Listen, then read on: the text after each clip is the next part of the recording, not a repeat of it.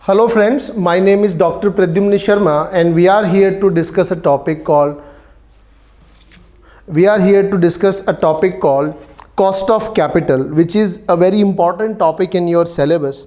So today we are going to have a discussion on the conceptual and the formulation part of the cost of capital. तो देखो, सबसे पहली बात जो हमको समझनी है वो ये है कि cost of capital जो है that is something which is occurred on the raising of the funds. कहने का क्या मतलब है, जब भी कोई एक बिजनेसमैन मार्केट से पैसा उठाता है तो उसको उस पैसे के बदले में कुछ ना कुछ पे करना पड़ता है. फॉर एग्जाम्पल, आपने बिजनेस करने के लिए लोन लिया, सो यू हैव टू पे द इंटरेस्ट.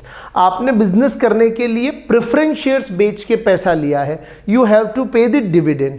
आपने इक्विटी शेयर्स बेच के पैसा लिया है, यू हैव टू पे the equity dividend as well. So whenever you raises the funds for your business, जब भी पैसा हम उठाते हैं बिजनेस करने के लिए, you have to pay certain amount in excess of the principal.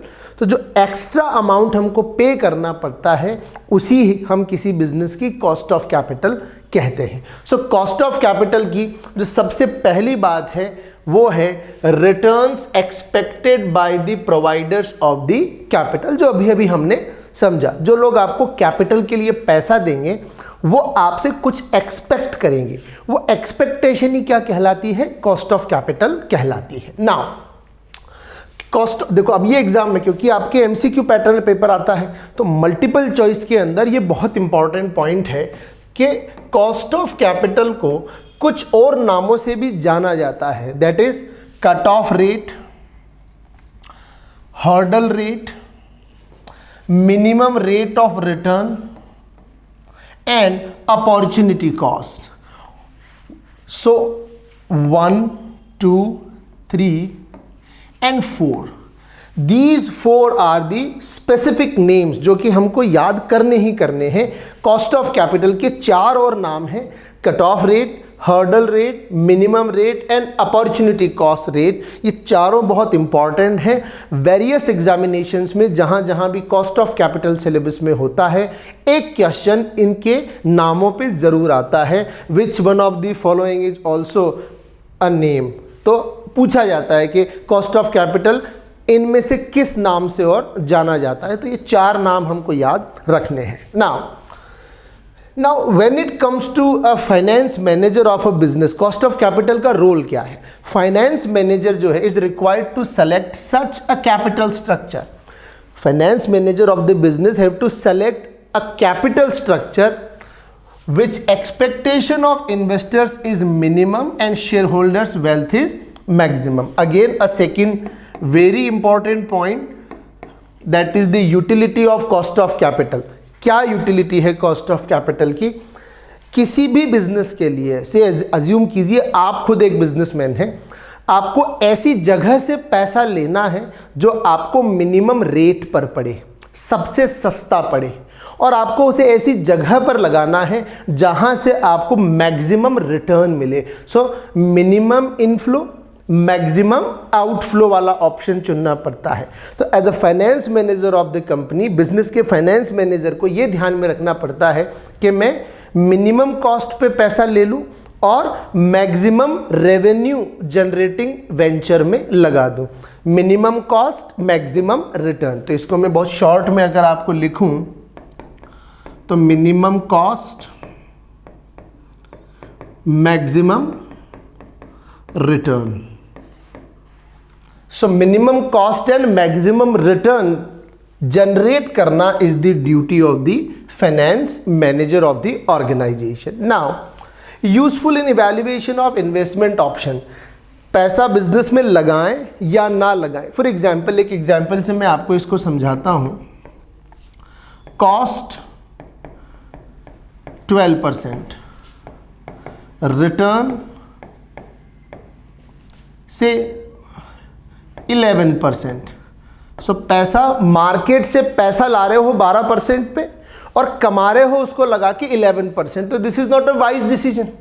12% का ब्याज दो और कमाओ सिर्फ 11%, तो 1% आपकी पॉकेट से लगेगा ऑन कंटिन्यूअस बेसिस, सो आपका बिजनेस कोलैप्स कर जाएगा। सो मार्केट में कॉस्ट कितनी है 12%, रिटर्न कितना है 11%। तो ऐसे डिसीजंस लेने के लिए कॉस्ट ऑफ कैपिटल का स्टडी आपके पास होना जरूरी है। सो this is the basic understanding कि कॉस्ट ऑफ कैपिटल है क्या।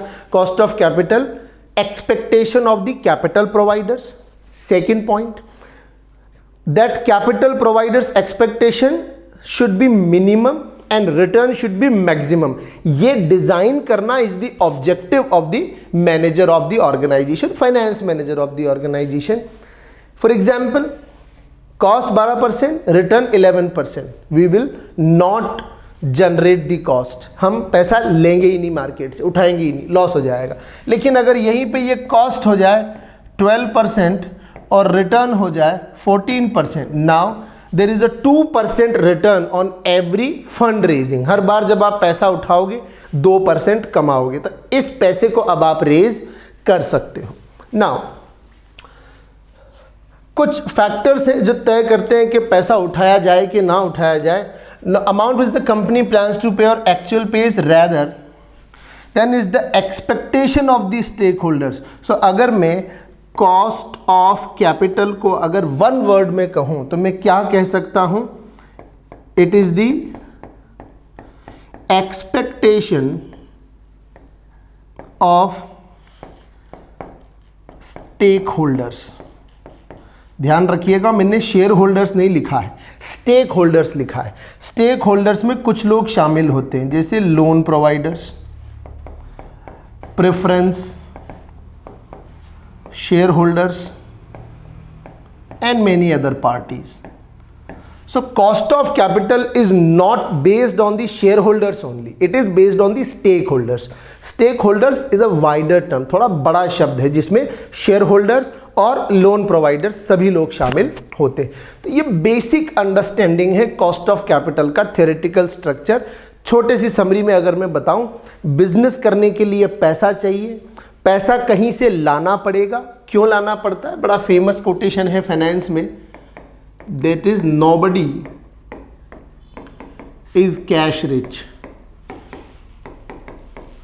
बाजार में कोई भी कैश रिच होता ही नहीं है, सबको बिजनेस करने के लिए पैसे की जरूरत पड़ती है। चाहे आप और हम हो, चाहे अडानी और अंबानी हो, कोई भी हो, सभी को फंड्स की जरूरत पड़ती है। सो पैसा जब आप बिजनेस करने के लिए लाएंगे, उसके ऊपर आपको कुछ ना कुछ लोगों को एक्स्ट्रा लौटाना पड़ेगा।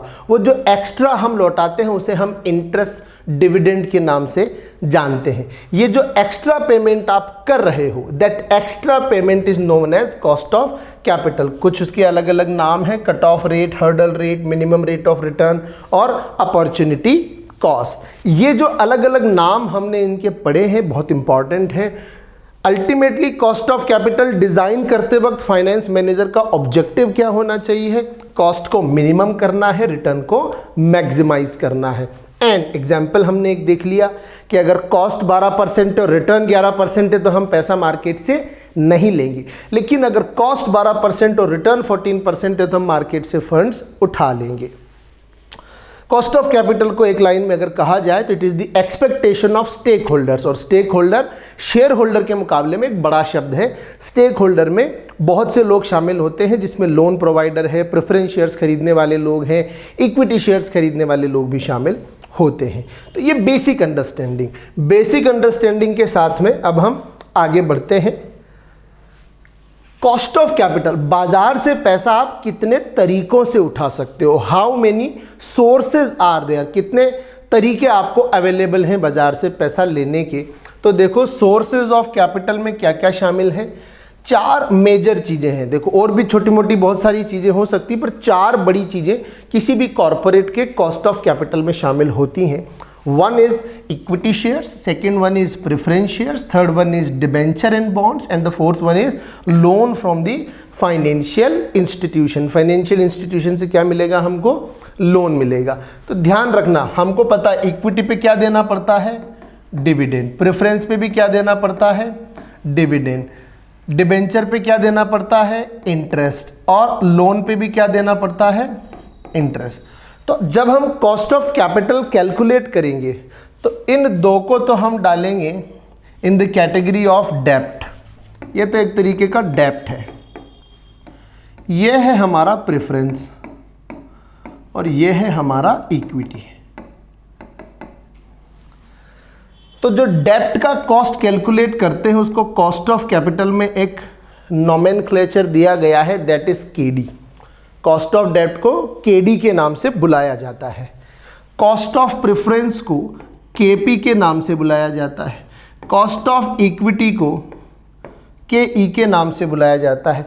अब इसके बाद एक और चीज़ आती है जो इक्विटी का ही पार्ट है। कई बार बिजनेसमैन क्या करते हैं, उनके बिजनेस में जो प्रॉफिट का हिस्सा बच जाता है, डिविडेंड दे दिया, इंटरेस्ट दे दिया, टैक्स का पेमेंट कर दिया, अब रिजर्व्स बच गए, प्रॉफिट का वो हिस्सा जो अभी तक उन्होंने डिस्ट्रीब्यूट किया ही नहीं है वो बच जाता है, तो उसे कहा जाता है cost of retained earning. Cost of retained earning को KR के नाम से बुलाया जाता है। तो KD, KP, KE and KR।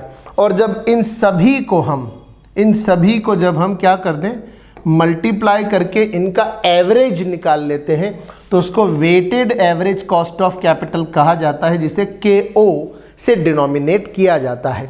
तो मार्केट में कॉस्ट ऑफ कैपिटल रेज करने के 4 सोर्सेज हैं, पैसा लाने के 4 तरीके हैं। एक, लोन से पैसा ले आओ, प्रेफरेंस से ले आओ, इक्विटी से ले आओ, अपना खुद का पैसा जो प्रॉफिट का बचा है उसे वापस से बिजनेस में डाल दे। उसके बाद चारों को अगर मैं कंबाइन कर दूं तो मुझे क्या मिल जाएगी, total overall cost of the business मिल जाएगी। डेट को केडी कहते हैं, प्रेफरेंस को केपी कहते हैं, इक्विटी को केई कहते हैं और कॉस्ट ऑफ रिटेन्ड अर्निंग को केआर कहते हैं। इनको मिक्स कर दिया जाए तो मुझे क्या मिलेगा, मुझे केओ मिल जाएगा, ओवरऑल कॉस्ट ऑफ कैपिटल मुझे मिल जाएगा। अब ये बेसिक अंडरस्टैंडिंग थी 2 स्लाइड्स में। अब हम धीरे धीरे आगे जब बढ़ेंगे तो हम इनके फॉर्मुलेशन पे जाएंगे और छोटे छोटे क्वेश्चंस जो मल्टीपल चॉइस में पूछे जाते हैं उनको कवर करते हुए चलेंगे। देखिए, सबसे पहला जो कॉस्ट ऑफ कैपिटल का टॉपिक हम पढ़ेंगे वो है long term debt. Long term debt को अभी अभी मैंने आपको सिखाया किससे डिनोमिनेट करना है, हमको केडी से डिनोमिनेट करना है। डेट के फीचर्स क्या होते हैं, टर्म्स एंड कंडीशंस पे बेस्ड होता है, पैसा कब दिया जाएगा, कितने टाइम में इंटरेस्ट मिलेगा, कितने टाइम में आपको रीपेमेंट करना है। सेकंड, फेस वैल्यू, जो कि उस पर्टिकुलर डेट डॉक्यूमेंट की, बॉन्ड की, डिबेंचर की जो फेस वैल्यू है कि एक डिबेंचर 100 रुपये का है, 1000 रुपये का है, 500 रुपये का है, that is called face value. Face value is something which is nominated by the organisation. ये मार्केट प्राइस नहीं है, ये वो अमाउंट है जो उस डॉक्यूमेंट के ऊपर लिखा हुआ होता है। Then coupon rate, coupon rate को इंटरेस्ट रेट भी कहते हैं, ध्यान रखिएगा, कूपन रेट को इंटरेस्ट रेट भी बोलते हैं। ये वो रेट है जिस रेट से इंटरेस्ट का पेमेंट किया जाएगा to the provider of the capital. अगर आप मेरी कंपनी में डिबेंचर खरीदने आए हैं तो मैं आपको डिबेंचर दूंगा और उसके बदले में आपसे पैसा लूंगा और इस पे आपको इंटरेस्ट का पेमेंट करूंगा। So that interest payment is known as what, coupon rate. Maturity period, maturity period को एन से डिनोमिनेट किया जाता है, कितने सालों के बाद में आपको पैसा लौटाऊंगा। तो देखो, कूपन रेट को क्या कहा जाता है, आई मतलब इंटरेस्ट, इसको कहा जाता है एन। फिर एक होती है आरवी, रिडम्पशन वैल्यू। से फॉर एग्जांपल, आप मेरे पास आए, आपने कहा कि हम आपकी कंपनी के डिबेंचर खरीदना चाहते हैं। मैंने कहा खरीद लीजिए, कितने के, 10 लाख रुपए के। आप 10 लाख रुपए दे जाइए मुझे, डिबेंचर ले जाइए। 5 साल के बाद मैं आपको इन 10 लाख के बदले में 12 लाख रुपए दूंगा। कितने दूंगा, 12 लाख। तो ये 12 लाख क्या हो गया, redemption value. It is the price paid of at the end of the maturity period. जब टाइम पीरियड कंप्लीट हो जाएगा डिबेंचर का, उसके एंड में जो पेमेंट मैं आपको करूंगा प्रिंसिपल अमाउंट के बदले में, that is called realisable value. Tax shield, देखो ध्यान रखिएगा, क्योंकि डिबेंचर्स के ऊपर इंटरेस्ट दिया जाता है। इंटरेस्ट एक तरीके का खर्चा है। डिबेंचर मतलब लॉन्ग टर्म लोन, कोई सा भी लॉन्ग टर्म लोन हो, उसके ऊपर इंटरेस्ट दिया जाता है। इंटरेस्ट एक तरीके का खर्चा, एक्सपेंडिचर है। व्हेनेवर यू एक्सपेंड, जब भी आप कोई खर्चा करते हो, आपकी टैक्स पेमेंट लाइबिलिटी कम हो जाती, क्योंकि एक्सपेंडिचर हो गया।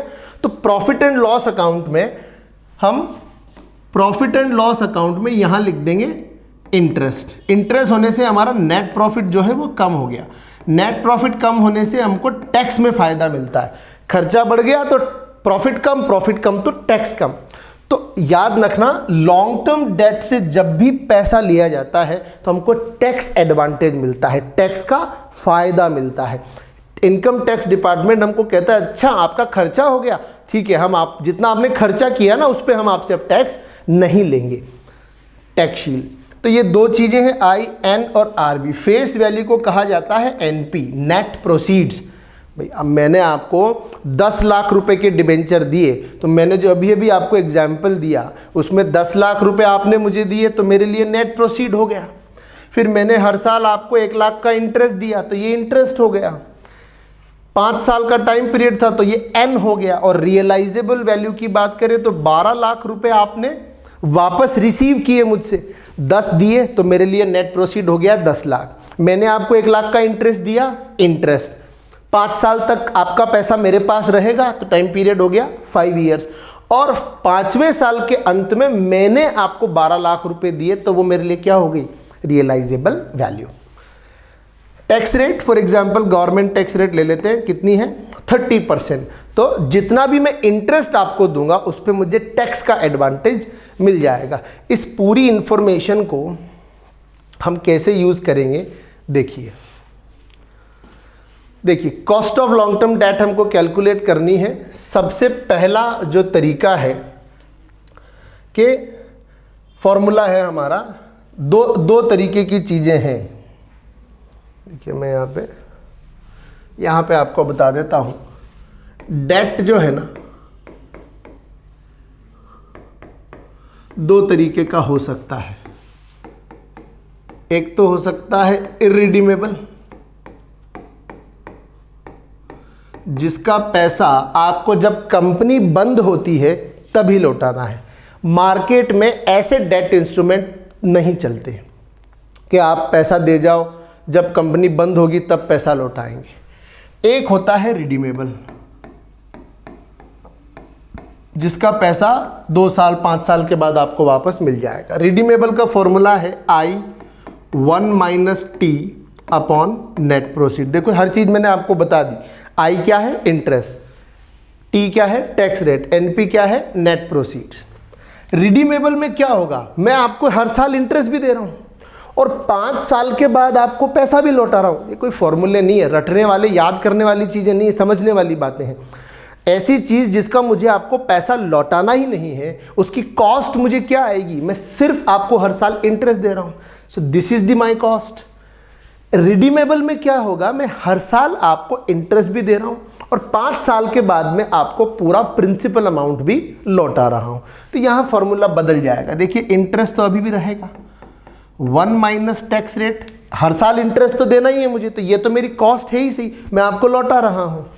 प्लस 5 साल के बाद में मैं आपको एक रियलाइजेबल वैल्यू दे रहा हूं। इसके बदले में आपने मुझे, मैं अभी जो एग्जाम्पल लिया था उसकी वैल्यू जिसमें पुट करूंगा, से 10 लाख मैंने आपसे लिए थे, मैं 12 लाख आपको लौटा रहा हूं, तो 2 लाख रुपए एक्स्ट्रा दे रहा हूं ना। लेकिन ये 2 लाख रुपए मैं 1 साल में नहीं दे रहा, मैंने आपका पैसा 5 साल तक यूज किया है। तो ऑन एन एवरेज हर साल कितना यूज किया, 40,000 रुपीज। तो मैंने क्या किया, divided by number of years, सबको डिवाइड कर दूंगा मैं एवरेज वैल्यू से। सेम चीज है, realisable value plus net proceeds, average निकालने के लिए डिवाइडेड बाय 2 कर दिया। तो जो एग्जाम्पल मैंने लिया था अभी पिछले पेज पे, उसी को यहां सॉल्व कर लेते हैं अपन। देखिए ध्यान से, इंटरेस्ट मेरा कितना था 1 लाख, 1 - 0.30 का टैक्स रेट है और नेट प्रोसीड्स कितना था 10 लाख। हमें पता है किसी भी चीज़ को अगर मुझे परसेंटेज बनाना होता है तो आखिरी में किससे मल्टीप्लाई कर देता हूं मैं, 100 से। तो ये 100 फॉर्मूले का पार्ट नहीं है, ये परसेंटेज क्रिएट करने के लिए हम 100 से मल्टीप्लाई करते हैं। वो दोनों जगह कर सकते हैं, नहीं भी करेंगे तो पॉइंट्स में आंसर आ जाएगा। 100 मल्टीप्लाई करने से परसेंटेज में आ जाता है। तो ये हो गया हमारा 70,000। कैसे आया, 1 लाख मल्टीप्लाई बाई 0.7, 1 लाख को जब मैं 0.7 से मल्टीप्लाई करूंगा तो 70,000 डिवाइडेड बाय 10 लाख और मल्टीप्लाई बाय 100। तो अब मैं 10 लाख को डिवाइड करूंगा,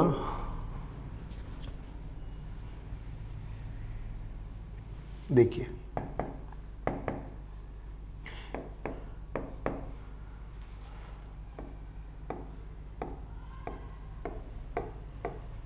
7%। मेरा कॉस्ट ऑफ कैपिटल कितना आ गया? 7% का मेरा कॉस्ट ऑफ कैपिटल आ गया। वैसे देखने में ऐसा लग रहा था 10% है, लेकिन मेरे को 30% का टैक्स एडवांटेज इस पे मिल गया। इसी तरीके से इस क्वेश्चन को करेंगे हम, तो 1 लाख 1 माइनस 0.30 प्लस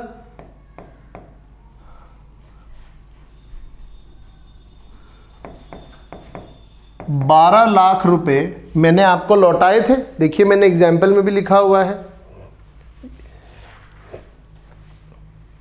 मैंने लिखा हुआ है 10 लाख मैंने आपसे लिया, 1 लाख का इंटरेस्ट है, 5 साल का टाइम है, 12 लाख रुपए आपको लौटाए और 30% का टैक्स रेट है। 12 लाख माइनस 10 लाख, ये 5 साल में कमाया मैंने, divided by 12 lakh plus 10 lakh divided by 2। Solve करेंगे इसको तो वही आएगा वापस 70,000, तो यह आ गया, प्लस 40,000 कैसे आया? 2 लाख डिवाइडेड बाई 5, तो 40,000 आता है, whole divided by 11 lakh multiply by 100 to change it into the percentage. इसको सॉल्व करेंगे हम तो ये 1,10,000 divided by 11 lakh multiply by 100, तो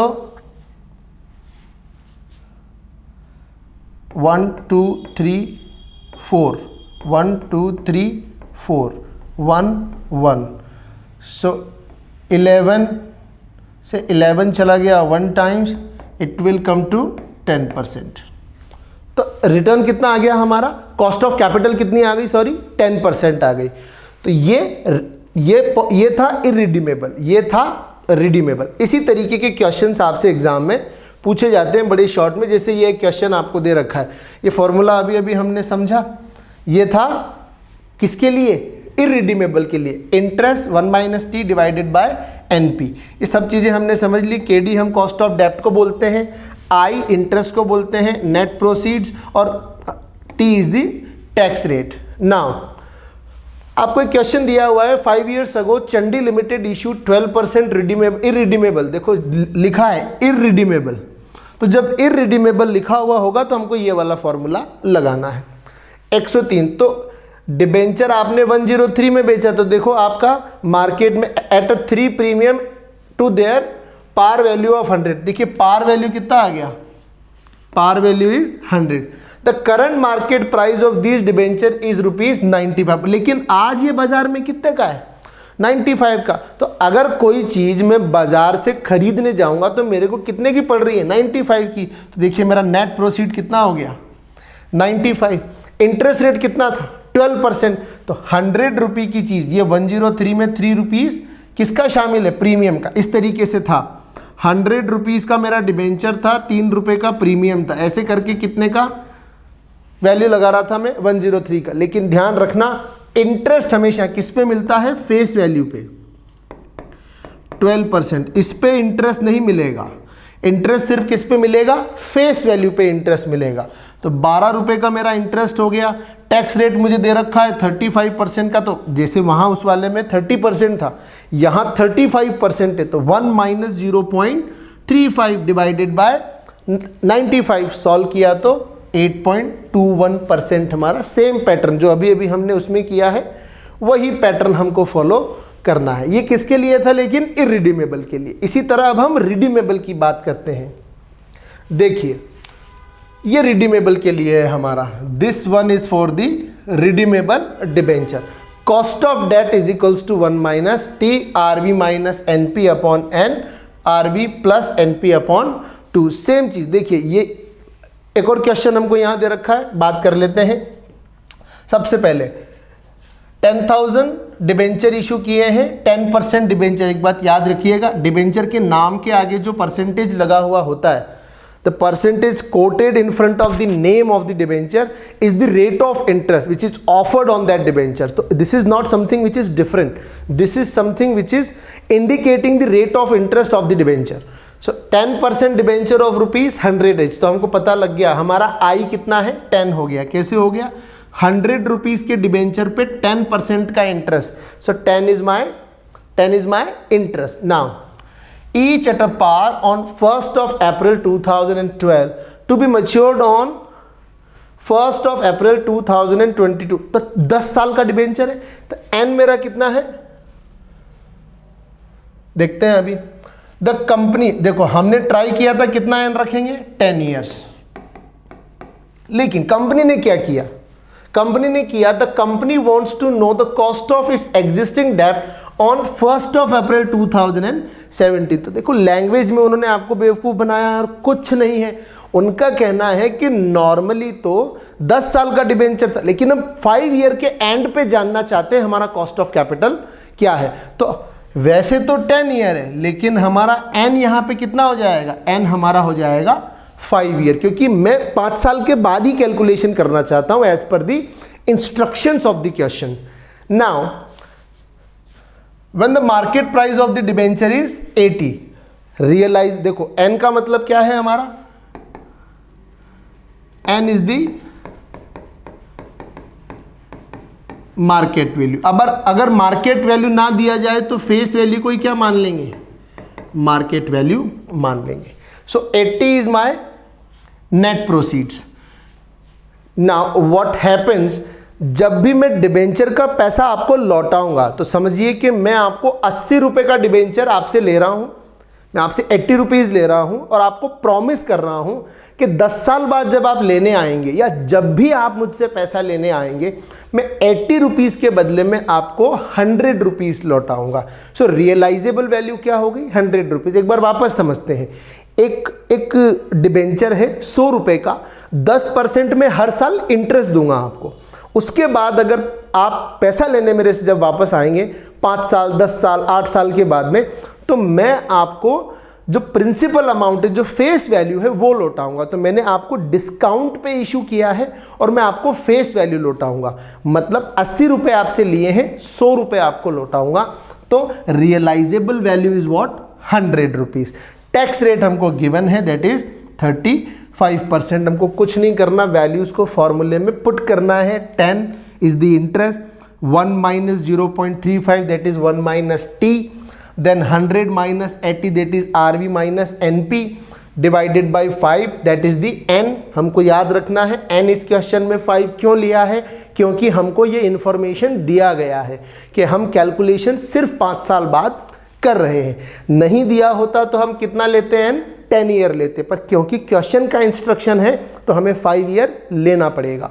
then 100 plus 80 divided by 2 solve किया, that will come to 11.67%। Point is, formula रटना नहीं है, समझना है। मैंने इंटरेस्ट दिया है, मैंने प्रिंसिपल अमाउंट में भी कुछ एक्स्ट्रा दिया है, उन दोनों को पे करना ही मेरी कॉस्ट थी। तो मैंने जो पे किया उसको मैंने जोड़ लिया और इसके बदले में ऑन एन एवरेज आपका पैसा जो मैंने यूज़ किया था बिजनेस में, उस एवरेज से डिवाइड कर दिया, आखिरी में 100 से मल्टीप्लाई कर दिया परसेंटेज निकालने के लिए। So this is the cost of debt. कब, irredeemable and then redeemable. Now let's move to the next part, that is cost of preference shares. तो कॉस्ट ऑफ प्रेफरेंस शेयर्स के लिए ध्यान रखिएगा, कुछ भी नया नहीं है। कॉस्ट ऑफ प्रेफरेंस शेयर्स को केपी हम कह सकते हैं। जो डेट में हमने किया है वही वापस किस में करना है, कॉस्ट ऑफ प्रेफरेंस शेयर्स में करना है। एक हो सकता है इरिडीमेबल और दूसरा हो सकता है रिडीमेबल। एक जिसका पेमेंट कंपनी बंद होने पे करना है और एक जिसका पेमेंट एक पर्टिकुलर टाइम पीरियड के बाद में हमको दे देना है। रिडीमेबल जिसका रीपेमेंट होता है, इरिडीमेबल जिसका रीपेमेंट नहीं होता है। इरिडीमेबल की बात करें, देखो वहाँ प्रेफरेंस में हम क्या पे करते हैं, डिविडेंड, और डेट में हम क्या पे करते थे, इंटरेस्ट। तो अब हम रिडीमेबल, जहां इंटरेस्ट लिख रहे थे उसकी जगह क्या लिख दूंगा मैं, बस डिविडेंड। बस हमको एक टेक्निकल बात जो कि इनकम टैक्स एक्ट में दी हुई है उसका यहां ध्यान रखना है, दैट इज डिविडेंड पर नो टैक्स बेनिफिट। डिविडेंड पे अब कोई भी टैक्स बेनिफिट नहीं मिलता है, तो इसीलिए मैं D1 माइनस टी नहीं करूंगा, D divided by net proceeds, और यहां क्या हो जाएगा, D प्लस वही वापस realisable value minus net proceeds upon N, और realisable value plus net proceeds divided by 2। तो फॉर्मूले में कुछ भी चेंज नहीं हुआ, बस हमने क्या यूज कर लिया, डिविडेंड यूज कर लिया इन प्लेस ऑफ इंटरेस्ट। तो जैसे एक एग्जांपल ले लेते हैं, डिविडेंड, फॉर एग्जांपल डिविडेंड ले लेते हैं ₹10, नेट प्रोसीड्स ले लेते हैं से फॉर एग्जांपल हमने इशू किया है आपको ₹100 में, और रियलाइजेबल वैल्यू ले लेते हैं ₹120। टाइम पीरियड ले लेते हैं 5 इयर्स, और अब इसको सॉल्व कर लेते हैं। टैक्स का कोई रोल है ही नहीं, क्वेश्चन में टैक्स दिया भी हो तो भी आपको इग्नोर करना है। ध्यान रखना हमेशा क्या करना है इसमें, इग्नोर टैक्स। तो अगर मान लेते हैं कि ये इररिडीमेबल था तो कुछ नहीं करना था हमको, 10 डिवाइडेड बाय नेट प्रोसीड्स कितना है, 100 इंटू 100, तो 10% आ गया। लेकिन अगर ये रिडीमेबल होता तो डिविडेंड हमारा 10 है, रियलाइजेबल वैल्यू 120 है, 100 हमारा नेट प्रोसीड से, N हमारा 5 ईयर से, 120 प्लस 100 डिवाइडेड बाय 2 सॉल्व करेंगे हम, तो ये हमारा आ जाएगा 10 प्लस 4 14 डिवाइडेड बाय 110 इंटू 100। जब इसको हम परसेंटेज में कन्वर्ट करेंगे तो it will come around like 12% something. जब हम इसको कैलकुलेटर पे सॉल्व करके देखेंगे तो ये चला गया,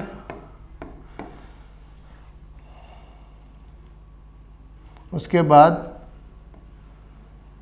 point something, that will come to around 13% के आसपास हमारा इसका आंसर आएगा। That will use the calculator, this is something which is assumed example. So points में उसका कुछ आंसर आएगा। जब आपसे मल्टीपल चॉइस में पूछा जाएगा तो इतना डिटेल्ड कैलकुलेशन वो आपसे नहीं पूछेंगे।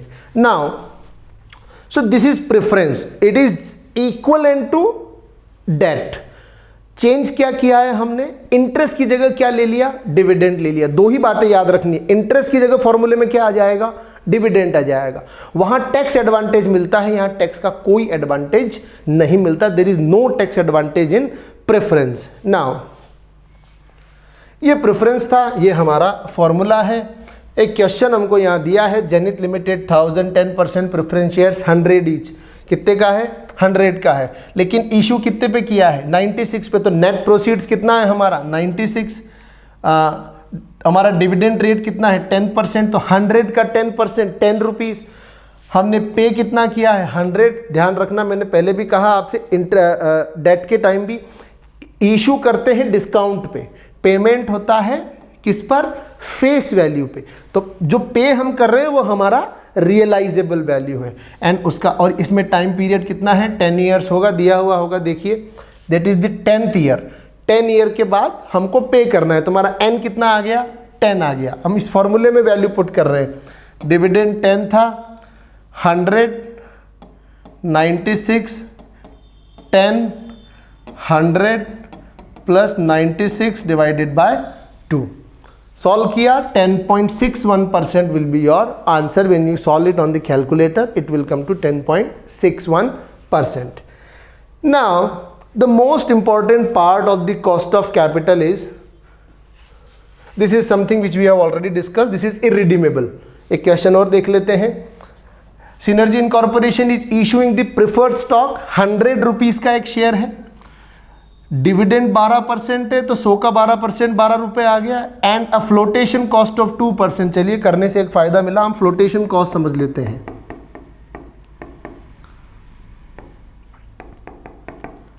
फ्लोटेशन कॉस्ट, फ्लोटेशन कॉस्ट को आप कह सकते हो इस इशू कॉस्ट। जब आप मार्केट में debenture, bond, equity, preferential issue करते हो तो प्रोसेसिंग में कुछ पैसा खर्च होता है, डॉक्यूमेंटेशन में, सर्टिफिकेट प्रिंटिंग में, आपको शेयर ट्रांसफर एजेंट्स हायर करने पड़ते हैं, डॉक्यूमेंटेशन क्रिएट करना पड़ता है, लीगल अप्रूवल्स लेने पड़ते हैं अलग अलग जगहों से। उसके ऊपर कितना रुपया खर्च हो जाता है इनका? 2%। तो मैं आपसे कहता हूं कि 100 रुपये मुझे दे दीजिए, लेकिन आपसे निकल के मेरी जेब तक आते आते वो 98 रह जाते हैं। क्यों? 2 रुपये रास्ते में खर्च हो जाते हैं आपसे पैसा मेरे तक पहुंचने में। सो दैट 2 रुपये इज वॉट, एक तरीके का डिस्काउंट हो गया। तो मैं 12 रुपये का डिविडेंड देता हूं और मुझे मिलता है कितना? 98। इसका मैं सॉल्व करूंगा तो 12.24% मेरा cost of preference shares, KP हमारा इसमें आएगा। सो केडी एंड केपी, दो चीजें, दो फॉर्मूले। Now the most important calculation is equity.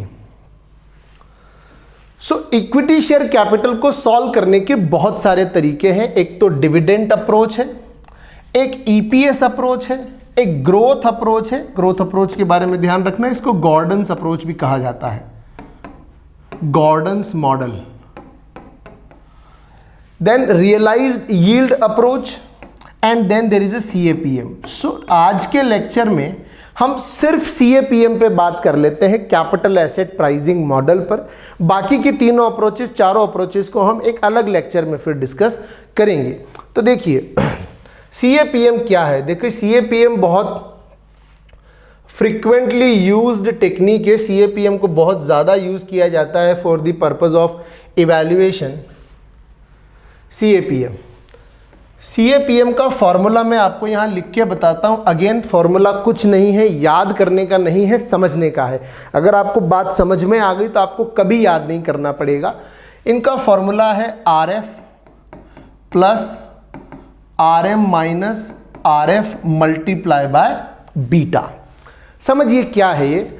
RF का मतलब होता है risk free rate. For example मैं आपके पास आया कि सर आप मुझे पैसा दे दीजिए बिजनेस करने के लिए, मैं आपके पैसे को यूज़ करके बिजनेस करूँगा। तो पहला सवाल आप मुझसे पूछेंगे, भैया पैसा तो ले रहे हो, कमा के क्या दोगे? तो मैं आपको कह रहा हूँ कि से फॉर एग्जांपल सर मैं आपको 15% कमा के दूंगा। कितना कमा के दूंगा? 15%। तो आप क्या कहोगे? Let me analyse. चलिए आसान कर लेते हैं। मैंने आपको कहा मैं आपको 9% कमा के दूंगा। तो आप क्या कहोगे? यार कमाल करते हो, बैंक में FD करवाऊंगा, 6-7% वहाँ से कमा लूँगा। अरे गवर्नमेंट बॉन्ड में, सुकन्या समृद्धि योजना में और इस तरीके की योजनाओं में पैसा लगाऊंगा, 6-7%, 8% तो सरकार दे रही है आजकल अलग अलग स्कीम्स पे। तो 6-7-8% के आसपास का पोर्शन में कवर कर लूँगा। नाउ 9% जब मैं 9% जब मैं कमा के देने की बात कर रहा हूं, है ना, 9% जब मैं कमा के देने की बात कर रहा हूं, तो दैट 9% को आप कंपेयर करोगे कि मार्केट में विदाउट रिस्क, RF मतलब रिस्क फ्री। RF क्या है? रिस्क फ्री, बिना एक पैसा खोए, जिसमें कोई रिस्क नहीं है। FD हो गई, गवर्नमेंट बॉन्ड हो गए, ट्रेजरी बिल्स हो गए, जिनमें कोई लॉस के चांसेस नहीं है, जहां गवर्नमेंट की तरफ से गारंटी आपको पूरा पैसा मिलेगा। That rate is known as RF। For example वो रेट आती है 7% प्लस। अब मैं आपसे सेकंड चीज कह रहा हूं कि आप तो सर आप 9% कम दे रहे हो, फिर आप मुझसे दूसरी बात कहोगे कि देखो रिस्क फ्री रेट ही 7% है, और अगर मैं आप ही के जैसे बिजनेस में मार्केट में पैसा लगाता हूं, जैसे फॉर एग्जांपल मान लीजिए कि मैं XYZ लिमिटेड हूं, टेक्सटाइल में बिजनेस करता हूं। अब आप कह रहे हो कि सर अगर टेक्सटाइल वाले आप ही के जैसे किसी व्यापारी के यहाँ हम पैसा लगाते हैं, तो आप जैसा बिजनेसमैन, आपकी इंडस्ट्री जो है ना, टेक्सटाइल इंडस्ट्री, वो ऑन एन एवरेज 15% कमाती है। तो RM क्या है? Return on market portfolio. एक तरीके से जिस इंडस्ट्री में मेरा बिजनेस है, वो इंडस्ट्री का एवरेज इनकम रेट क्या है? तो that average income rate of that industry is 15%। Now इसमें से मैंने क्या माइनस कर दिया? Risk free. तो ध्यान रखना RM माइनस RF को कहा जाता है रिस्क प्रीमियम।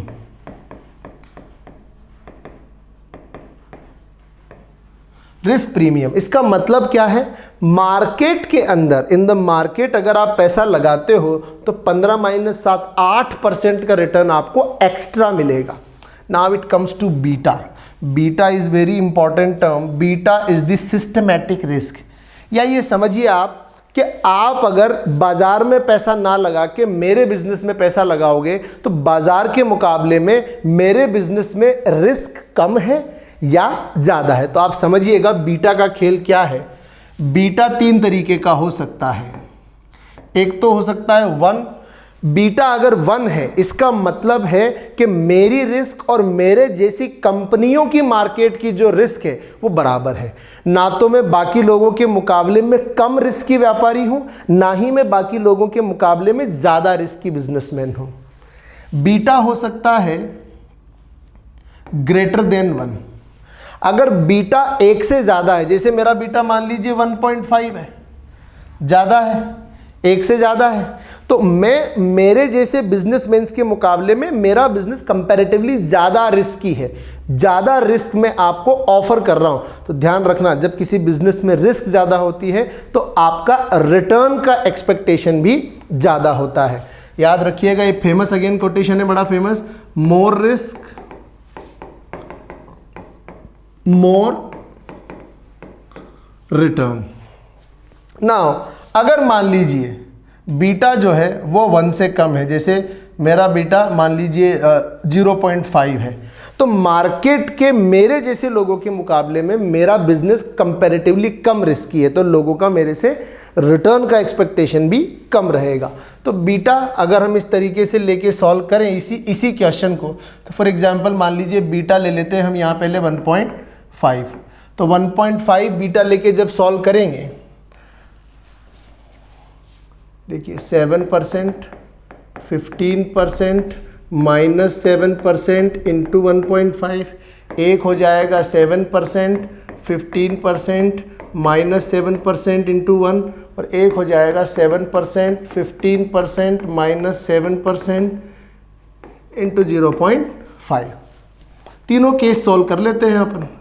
केस नंबर 1 में 1.5 हो जाएगा, तो 8 का 1.5 टाइम्स 12 तो 19% हो गया। आपका एक्सपेक्टेशन क्या है? 19%। अब अगर केस 1 की मेरी कंपनी ज़्यादा रिस्की है, मैं आपको ऑफर कर रहा हूँ 16%, तो भी आप हमारे यहाँ पैसा नहीं लगाएंगे। क्यों? क्योंकि आपका एक्सपेक्टेशन मुझसे क्या है? 19%, क्योंकि मैं मार्केट के मुकाबले में ज़्यादा रिस्की हूँ। देखिए मैं आपको 16% ऑफर कर रहा हूँ बाजार से ज़्यादा, बट स्टिल आप मेरे यहाँ पैसा इन्वेस्ट नहीं करेंगे। रीज़न क्योंकि मेरा रिस्क इंडेक्स बाकी के रिस्क इंडेक्स के मुकाबले में ज़्यादा है। Second, that will come to 8, 7 और 8, 15%। तो देखिए मार्केट के बराबर का है। जो बाजार में लोग ऑफर कर रहे हैं, आप मुझसे भी वही एक्सपेक्ट कर रहे हैं। अब अगर मैं आपको 17% ऑफर कर दूं, दौड़ के आओगे आप मेरे बिजनेस में पैसा इन्वेस्ट करने। लेकिन अगर मैं 14% ऑफर कर रहा हूं, तब आप हमारे यहाँ पैसा नहीं लगाएंगे।